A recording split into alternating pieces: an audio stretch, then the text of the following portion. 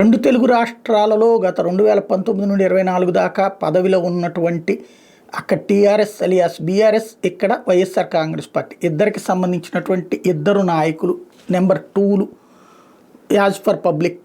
But తెలంగాణలో number 2 అనడంలో తప్పేం లేదు, అసలు నెంబర్ 1 అనాలేమో కేటీఆర్ని. ఇక్కడ విజయసాయిరెడ్డిని నెంబర్ 2గా జగన్ భావించాడంటే డౌటే. ఓవరాల్గా చూస్తే ఇద్దరు కీలకమైన నేతలే.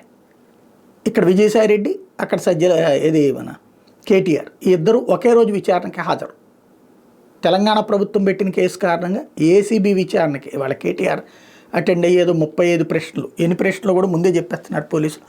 35 ప్రశ్నలు, అది కూడా అంతకుముందు ఉన్నటువంటి దానకిషోర్ ఇచ్చినటువంటి కంప్లైంట్ ఆధారంగా తయారు చేసిన ప్రశ్నల మీద కేటీఆర్ విచారణ. ఇక్కడ విజయసాయిరెడ్డి ఏదైతే ఈడీ విచారణ, కాకినాడ పోర్టు చైర్మన్ టీవీ రావు పెట్టినటువంటి కంప్లైంట్ ఆధారంగా సిఐడి ఎఫ్ఐఆర్ నమోదు చేస్తే ఆ ఎఫ్ఐఆర్ ఆధారంగా ఈడీ పెట్టినటువంటి కేసులో విచారణ. ఇది ఒకేసారి ఇద్దరు రెండు రాష్ట్రాలకు సంబంధించిన ముఖ్య నేతలు విచారణ ఒకే రోజు అన్నది ప్రస్తుతం చర్చనీయాంశం. రెండు రాష్ట్రాల్లో కూడా అధికార పక్షాలు విపక్షాల మీదన పెట్టినటువంటి కేసులు.